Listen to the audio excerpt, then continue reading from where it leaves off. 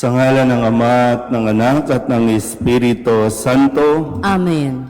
ang pagpapala ng ating Panginoong Heso Kristo, ang pag-ibig ng Diyos Ama, at ang pakikipagkaisa ng Espiritu Santo naway sumainyong lahat. At sumainyo rin. Ngayon po ay pinagdiriwang natin ang dakilang kapistahan ng pagkahari ng Panginoong Heso Kristo sa sanlibutan. Mga kapatid, aminin natin ang ating mga kasalanan upang tayo'y maging marapat gumanap sa banal na pagdiriwang. Inaamin ko sa makapangyarihang Diyos at sa inyo mga kapatid na lubha akong nagkasala sa isip, sa salita at sa gawa at sa aking pagkukulang. Kaya isinasamo ko sa mahal na Birheng Maria, sa lahat ng mga anghel at mga banal, at sa inyo mga kapatid, na ako'y panalangin sa Panginoong ating Diyos. Kaawaan tayo ng makapangyarihang Diyos, patawarin tayo sa ating mga kasalanan, at patnubayan tayo sa buhay na walang hanggan. Amen. Panginoon, kaawaan mo kami. Panginoon, kaawaan mo kami. Kristo, kaawaan mo kami. Kristo, kaawaan mo kami. Panginoon, kaawaan mo kami. Panginoon, kaawaan mo kami.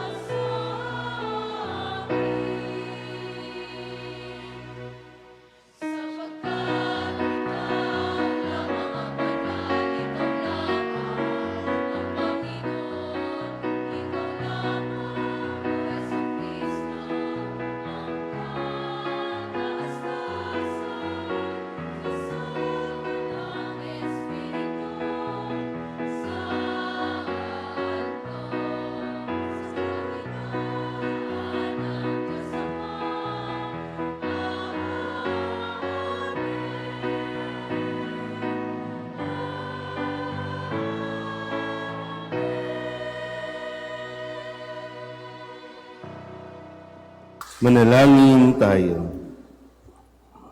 Ama naming makapangyarihan, sa iyong anak na pinakamamahal at hari ng sanlibutan, niloob mong pag-isahin ang tanan.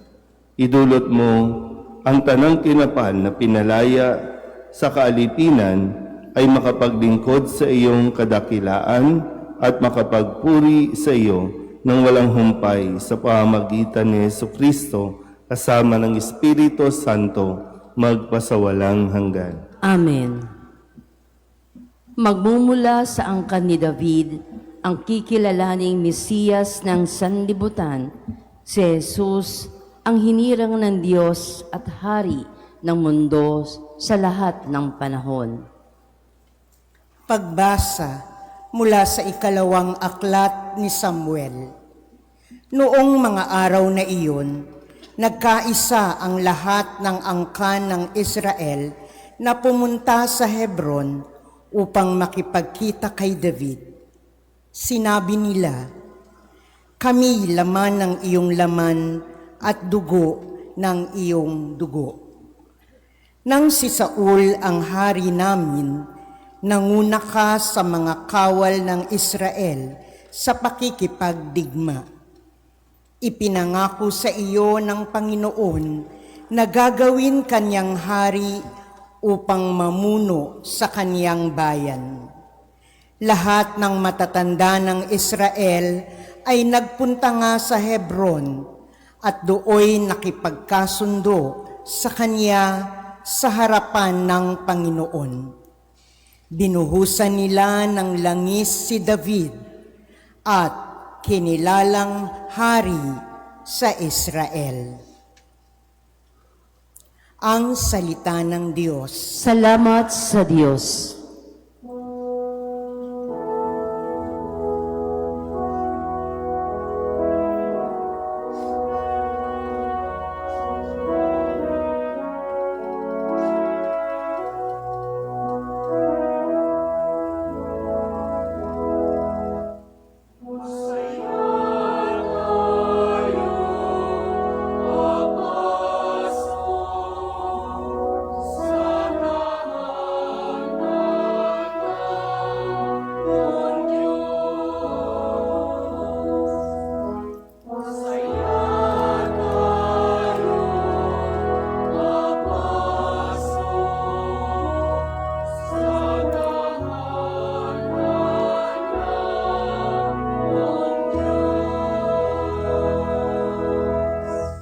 Ako ay nagalak sa sabing ganito, sa bahay ng puon ay pumasok tayo. Sama-sama kami matapos sapitin ang pintuang lungsod nitong Jerusalem.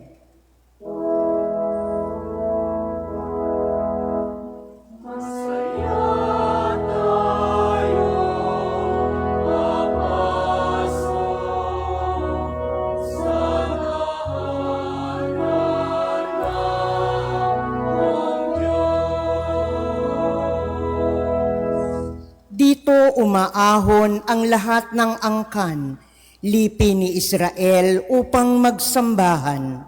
Ang hangad, ang poon ay pasalamatan, pagkat ito'y utos na dapat gampanan.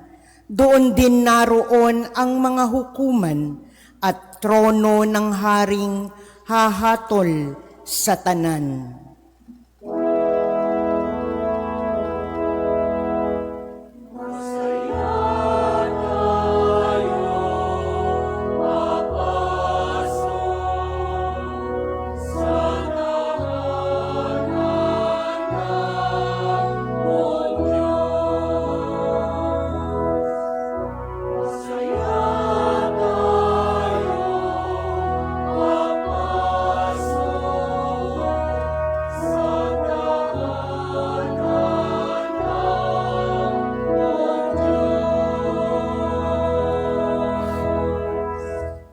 Inilalarawan ni San Pablo ang mga walang hanggang katangian ng Panginoong Hesus bilang pinakamamahal ng anak ng Diyos at tagapagligtas ng daigdig.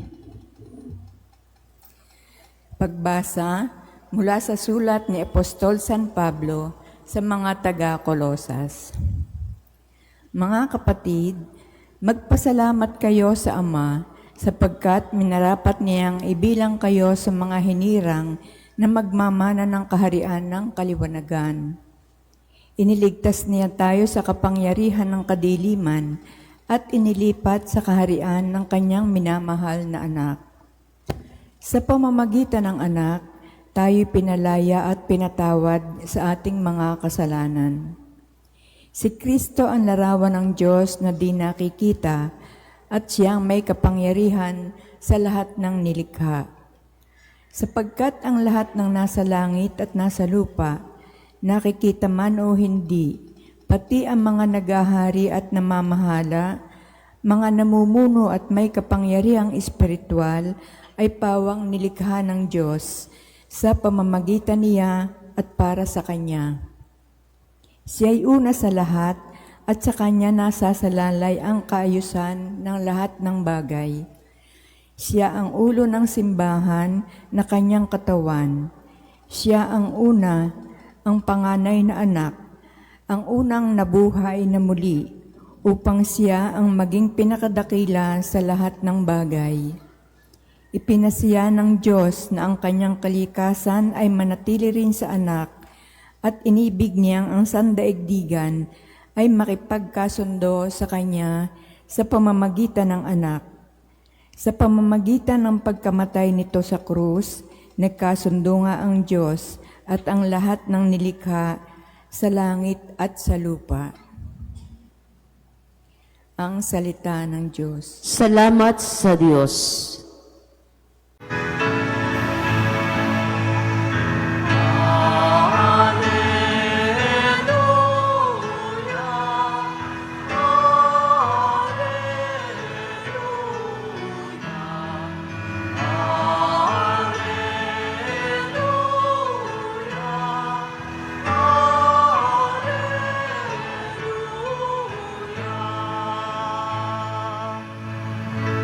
Sa daigdig ay laganap, liwanag na sumisikat, salitang buhay ng lahat.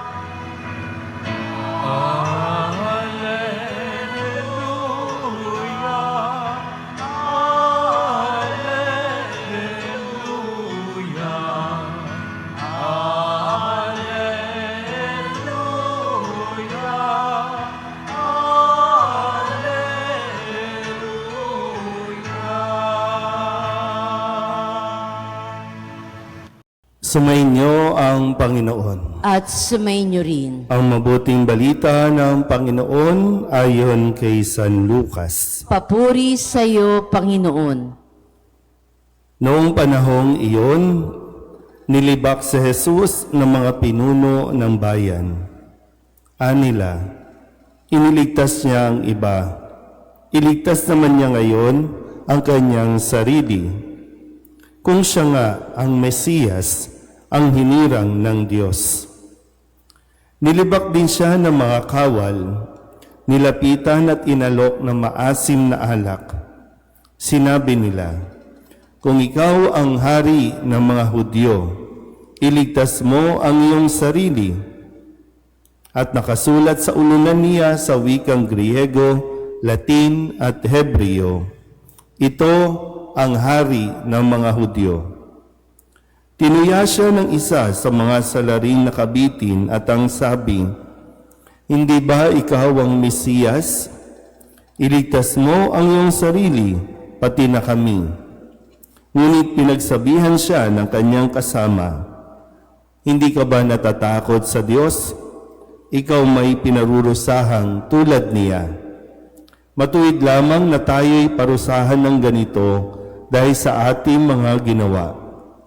Ngunit ang taong ito'y walang ginawang masama. At sinabi niya, Jesus, alalahanin mo ako kapag naghahari ka na. Sumagot si Jesus, sinasabi ko sa iyo, ngayon di isasama kita sa paraiso. Ang mabuting balita ng Panginoon. Pinupuri ka namin, Panginoong Heso Kristo. Isang magandang umaga po sa inyong lahat. Ngayon po ay ika-34 o huling linggo sa karaniwang panahon at tinatapos natin ang linggong ito sa pagdiriwang ng pagkahari ng Panginoong Heso Kristo sa sanlibutan o Christ the King. So ito ang hudyan ng pagtatapos ng kalendaryo na pangliturhiya ng ating simbahan. Si Kristo ang hari, si Kristo ang simula, si Kristo ang katapusan. Bilang hari sa ayaw at sa gusto, kilalanin man siya o hindi ng mga tao, siya po ay ginawang hari ng sanlibutan. Kaya ngayon, ang pagpapaalala sa atin ng simbahan na muli nating kilalanin pa at muli natin tanggapin si Kristo sa ating buhay bilang hari. At alam naman natin na kapag ang hari o kung may hari, yan ay ating sinusunod. At dapat sundin kung ano man ang kanyang mga sinasabi, ang kanyang mga pinag-uutos, dahil malinaw ang pagkahari ni Kristo ay para sa ating kaligtasan. Hindi naman niya ipinilit ang kanyang sarili na tawaging hari, kundi ito ay ipinagkaloob sa kanya ng Diyos Ama, pinagkaloob ng Panginoong Diyos sa kanya, at nararapat lamang na siya ay kilalanin. Kung hindi siya kikilalanin ng mga tao, ang tao na rin mismo ang pumili ng kanilang kaparusahan. Pero sabi nga din, doon sa mga taong nanatiling, nananalig sa Kanya at kumikilala, makakasama sa paraiso.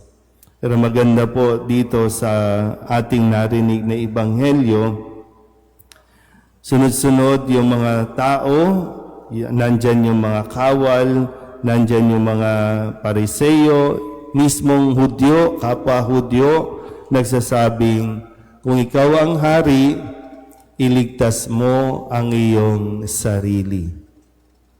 Ganun din, no? Sabi, iligtas mo ang iyong sarili, pati na kami.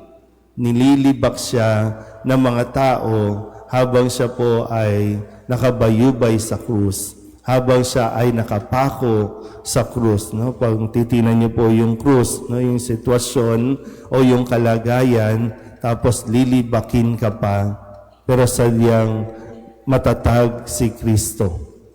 At ito yung ipinapakilala sa atin. Pero dito, gusto ko po kayong anyayahan na ang pagkahari ni Kristo ay nagdudulot ng kaginhawahan sa tao.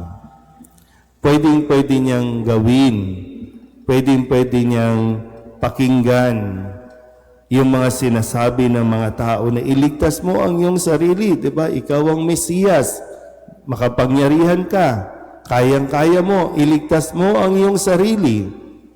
Pero ang tunay na hari, hindi sarili ang iniisip, kundi ang kapakanan ng kanyang nasasakupan, ang kapakanan ng ipinagkatiwala sa kanya, kapakanan ng sanlibutan. Yun ang tunay na hari na dapat pamarisan ng mga taong pinipili at itinilagang mamuno sa bawat bayan, sa bawat lugar na kanila pong nasasakupan. Sa ngayon, no, sa sitwasyon din natin, dahil bakit nagkakagulo ang ating bansa? Dahil marami ang gusto sila ang kilalaning hari. At marami ang naghahari-harian. Kasi iba, kapag ikaw ang hari, mapapasunod mo ang lahat, nasa iyo ang kapangyarihan, nasa iyo ang kayamanan, nasa iyo pa rin ang kasikatan. Kaya maraming natutuksong maghari-harian. Ulitin ko po, no? Ang paalala sa atin, ang pagkahari ni Kristo ay magdudulot ng kaginawahan. At ang iniisip niya, ang kapakanan ng mga tao. So ngayon, itong mga taong naghahari-harian, na wala ng ibang inisip kundi ang kanilang sarili. Inuuna ang sarili. Inililigtas muna ang sarili.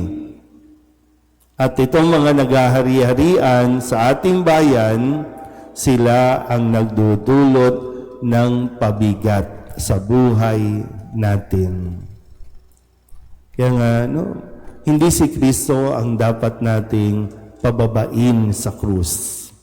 Hindi si Kristo ang dapat nating sinasabihang iligtas mo ang iyong sarili, bumaba ka sa krus. Ang dapat nating sabihan, yung mga taong ayaw bumaba sa pwesto at naghahari-harian. Kaya nga, di ba, kung yung ating sitwasyon, no? Bakit gusto maghari-harian? Bakit ayaw alisin ang dynasty? Bakit ayaw aprobahan? Kasi dapat yung anak ko ang susunod. Dapat yung kalahi ko ang susunod. Dapat yung kamag-anak ko ang susunod. Dapat buong angkan namin. Pero minsan, no, talagang maraming tao pa din ang mas kinikilala ang pagkahari ng mga tao kesa sa Diyos. May mga lugar na buong pamilya sila ang nasa pwesto. Anong lugar ba ang kilala nyo? Anong lugar ba ang alam nyo? Mula sa lolo, sa tatay, sa pinsan, sa kamag-anak, lahat na sila. Kaya, imbis na magkaroon ng council meeting, ano nangyayari? Family gathering. Lahat nasa kanila na. Sa kanila ang pwesto, pati ang project sa kanila rin. So kanila din ang pondo. Sila ang mag-propose ng project, sila din ang mag-a-approve ng project, sila din ang kukuha ng budget. Pero gusto nilang mag-ari-arian sa lugar. Pero tinan mo yung lugar, tinan mo yung mga nasasakupan, mahirap pa rin. Pero sila, mayamang-mayaman na. Kaya lang, sadyang yung mga tao, medyo, hindi ko alam, no? Kung mahina ba ang pag-iisip o sadyang natatakot sa isang pamilya na naghahari-harian sa kanilang lugar. Pero ganun pa man, sana po makakuha din tayo ng katapangan sa araw na ito sa pakikinig natin sa pagdiriwang ng kapisahang ito ng pagkahari ni Kristo. Si Kristo lang ang dapat nating kinikilala. At ang ating paglilingkod, ang ating pagsusumikap na maging mabuti sa ating kapwa ay nakasalalay o nakabase sa mga aral at turo ni Kristong ating kinikilalang hari. Amen.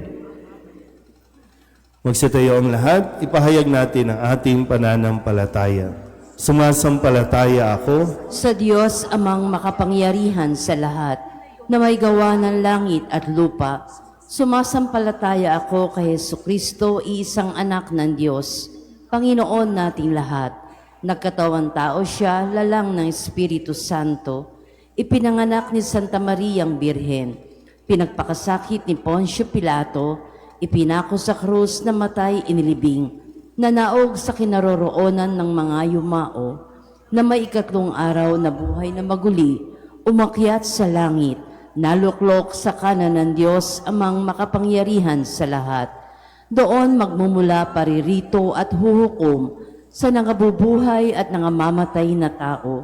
Sumasampalataya naman ako sa Diyos Espiritu Santo, sa banal na simbahang katolika, sa kasamahan ng mga banal, sa kapatawaran ng mga kasalanan, sa pagkabuhay na muli ng nangamatay na tao, at sa buhay na walang hanggan. Amen.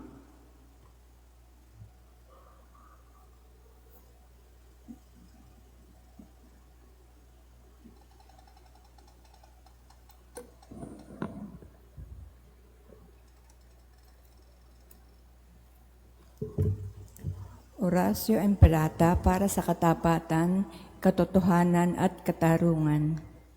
Tayo pong lahat, Amang makapangyarihan sa lahat, ikaw ang gumabay sa iyong bayan mula sa pagkaalipin bilang haliging ulap sa araw at haliging apoy sa gabi. Sa panahong ito ng panglinlinlang at katiwalian na bumabalot sa aming bayan, ipamalas mo sa amin ay iyong liwanag na nagtataboy sa lahat ng dilim. Inaamin namin kami rin ay madalas lumalakad sa kadiliman, sa aming pananahimik, pagkikibit-balikat at kawalang pakialam, hinayaan naming lumaganap ang kasinungalingan at umusbong ang katiwalian. Patawarin mo kami, Panginoon, at linisin mo ang aming mga puso sa kasalanang bumubulag at sumisira, kasalanang umaagaw ng pagkain sa may hirap at ng pag-asa sa buong bayan. Ipagkaloob mo sa amin ang mga pinunong kawangis ng puso ng iyong anak, mga pastol na handang maglingkod, hindi mga lobong sumisila. Sa kapangyarihan ng iyong banal na espiritu, bigyan mo kami ng lakas ng loob na itakwil ang kasinungalingan, ibunyag ang pandaraya, igiit ang katarungan, at ipagtanggol ang katotohanan sa lahat ng aming gawain, pampubliko man o pansarili, upang ang katapatan ay dumaloy sa aming lupain tulad ng ilog, at ang katwiran ay rumagasa na parang malakas na agos. O Diyos ng katarungan at habag, gawin mong ubasan ng kabutihan ang aming bayan, hindi laso ng kasakiman, manipulasyon at pagkamakasarili, kundi pagyamanin ng katapatan, malasakit at pag-ibig. Hiniling namin to sa pamamagitan ni Kristo na aming Panginoon. Amen. Maria, salamin ng katwiran. Ipanalangin mo kami. San Miguel Arcangel. Ipanalangin mo kami. San Lorenzo Ruiz at San Pedro Calungsod. Ipanalangin ninyo kami. Magsiupo po ang lahat.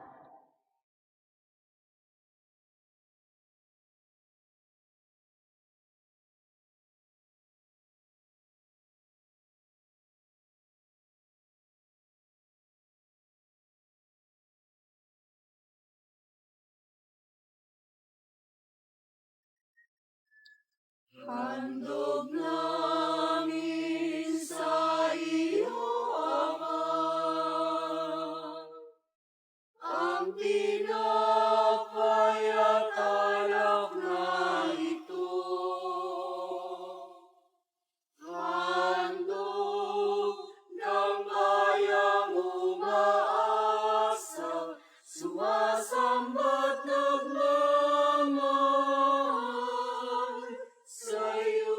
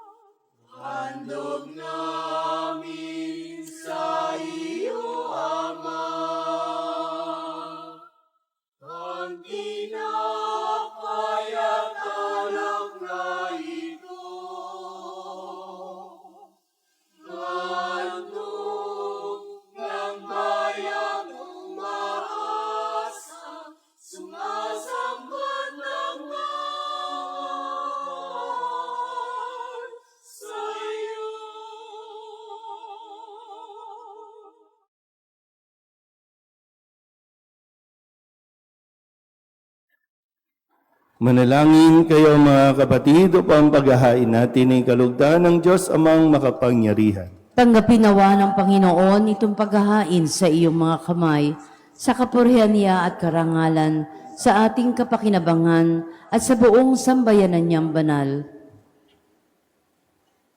Ama naming lumikha, sa paghahain namin ng mga alay sa kapagkakasundo ng sangkatauhan, inilulog namin ang iyong anak naway magbigay ng mga kaloob ng pagkakaisa at kapayapaan sa pamamagitan niya, kasama ng Espiritu Santo, magpasawalang hanggan. Amen. Sumainyo ang Panginoon. At sumainyo rin. Itaas sa Diyos ang inyong puso at diwa. Itinaas na namin sa Panginoon. Pasalamatan natin ang Panginoong ating Diyos. Marapat na siya ay pasalamatan. Ama naming makapangyarihan, tunay ngang marapat na ikaw ay aming pasalamatan.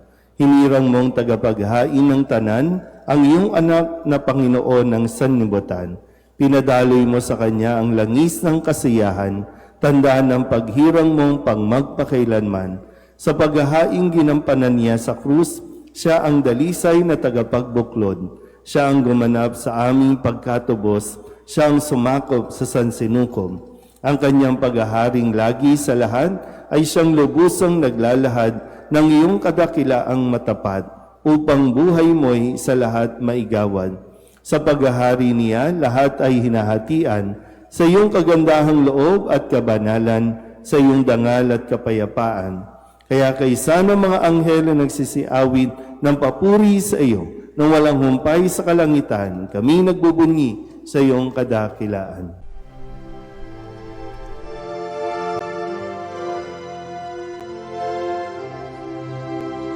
Santo, Santo, Santo, Panginoong Diyos makapangyarihan, napupuno ang langit at lupa ng kalwalhatian mo. Hosana sa kaitaasan, pinagpalang na paririto sa ngalan ng Panginoon. Hosana sa kaitaasan.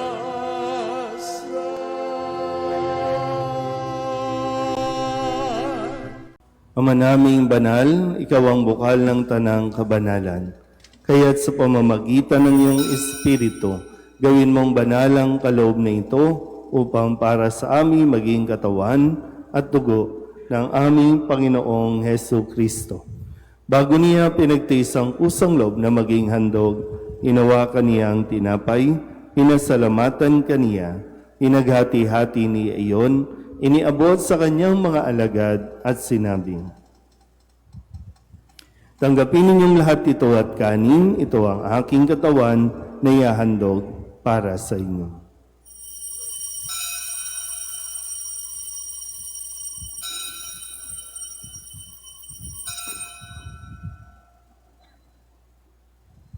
Gayun din naman nung matapos ang hapunan, inawakan niya ang kalis, muli kaniyang pinasalamatan. Iniabot niya ang kalis sa kanyang mga alagad at sinabi, "Tanggapin ninyong lahat ito at inumin. Ito ang kalis ng aking dugo, ng bago at walang hanggang tipan.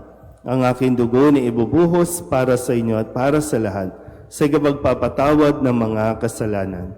Gawin ninyo ito sa pag-alaala sa akin."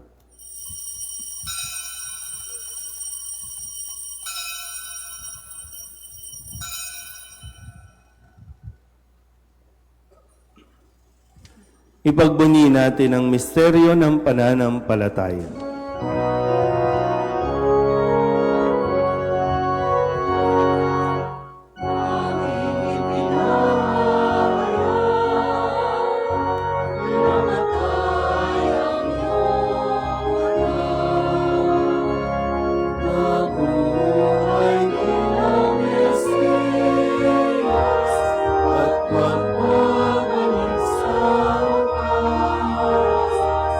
Para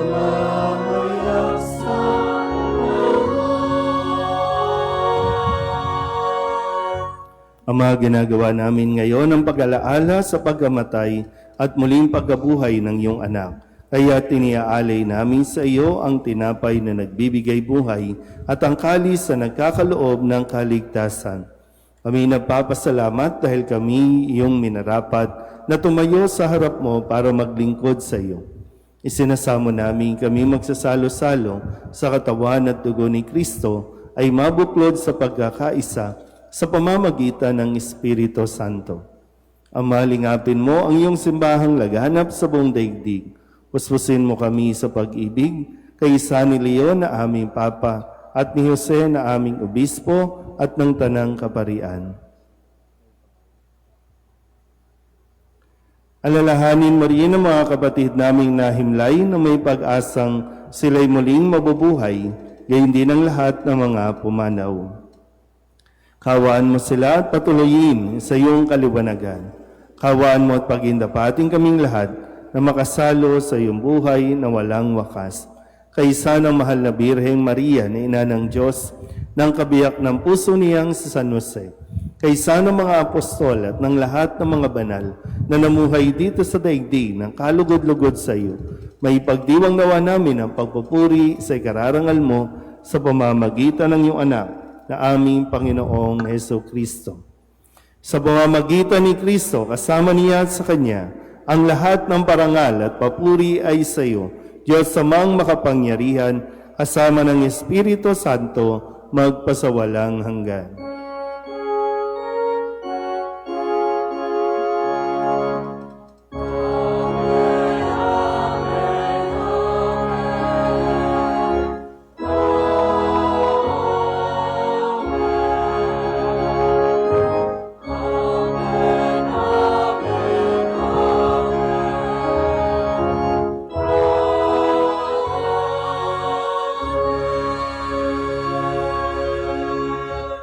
Sa tagumpili ng mga nakagagaling na utos at turo ni Jesus sa Panginoon natin at Diyos, ipahayag natin ang lakas loob.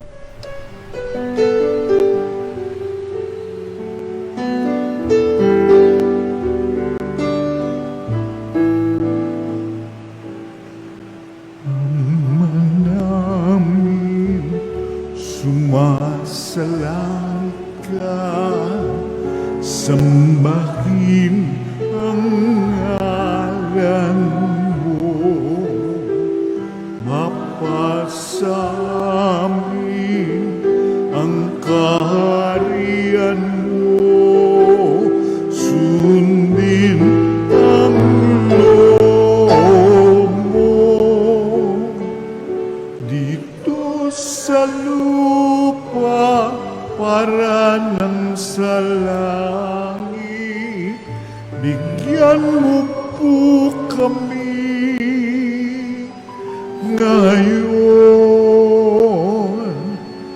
ng aming kakanin sa araw-araw at patawarin mo kami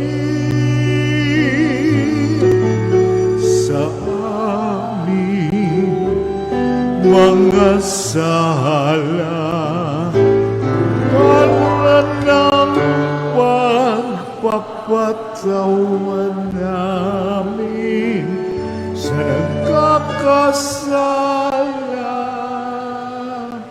sa amin, at huwag mo kaming ibang dulot sa tukso,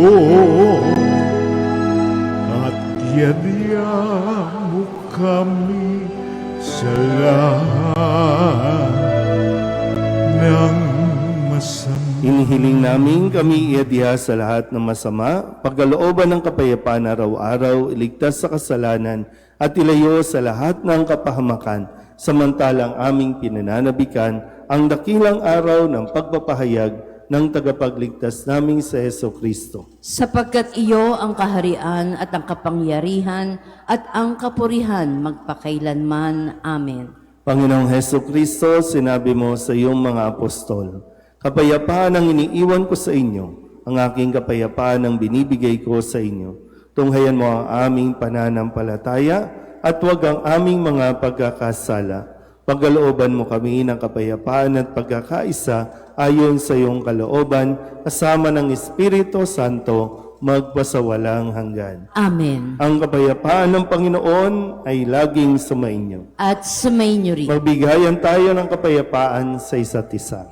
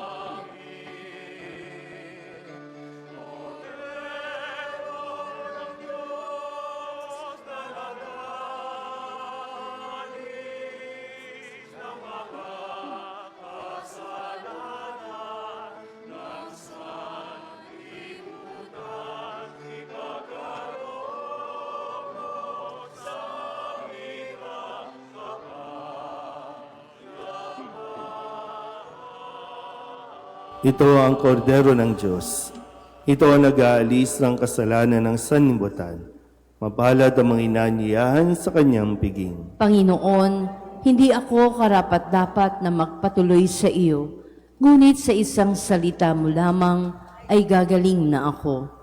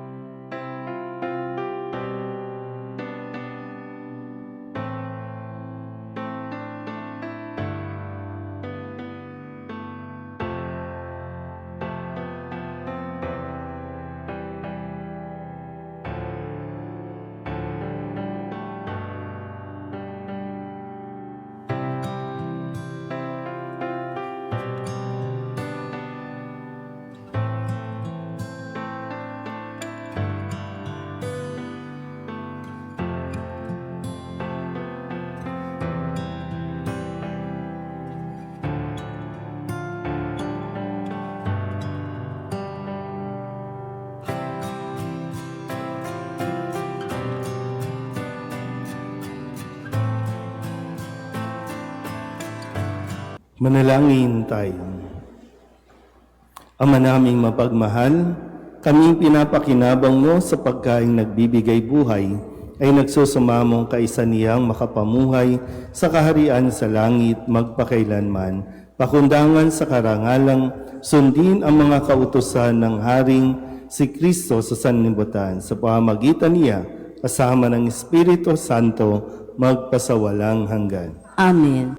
Mga kapatid, pagkukulan natin ng panalangin ang mga yumao nating mga mahal sa buhay at ang lahat ng mga kaluluwa sa purgatorio. Mga anghel, mga banal, tanang nasa kalangitan, halikayo at samahan. Ang mga giliw namin pumanaw sa piling ng poong mahal. Si Kristo ang mag-aakay sa kandungan ni Abraham upang doon ay humimlay. Ang mga giliw namin pumanaw sa piling ng poong mahal. Sa ilaw na walang hanggan, kapayapaan naway pagkamitin ng may kapal. Ang mga giliw namin pumanaw sa piling ng poong mahal. Ama naming mapagmahal, inihahabili namin sa iyo ang aming mga kapatid na pumanaw sa buhay na ito. Huwag mo po silang pabayaan at pamalagiin mo silang buhay sa iyong piling. Alang-alang sa iyong awa at pag-ibig, patawarin mo sana ang kanilang mga pagkukulang at nagawang pagkakasala, dala ng kanilang kahinaan. Manatili nawa silang maligaya sa iyong piling, kasama ng iyong anak at ng Espiritu Santo, magpasawalang hanggan. Amen. Kapayapaan kailanman ang igawad ng may kapal sa mga yumaong ating mahal. Sila nawa ay silayan ng ilaw na walang hanggan. Sumainyo ang Panginoon. At sumainyo rin. Iyuko ninyo ang inyong mga ulo at tanggapin ang pagbabasbas. Pagpalain nawa kayo at ingatan ng Panginoon ngayon at magpasawalang hanggan. Amen. Naway kahabagan niya kayo at subaybayan ngayon at magpasawalang hanggan. Amen. Dingapin nawa niya kayo at bigyan ng kapayapaan at kaligayahan ngayon at magpasawalang hanggan. Amen. At pagpalain kayo ng makapangyarihang Diyos, Ama at Anak at Espiritu Santo. Amen. Tapos ang banal na misa, humayo tayo sa kapayapaan upang ang Panginoon ay mahalin at paglingkuran. Salamat sa Diyos. Magandang umaga po.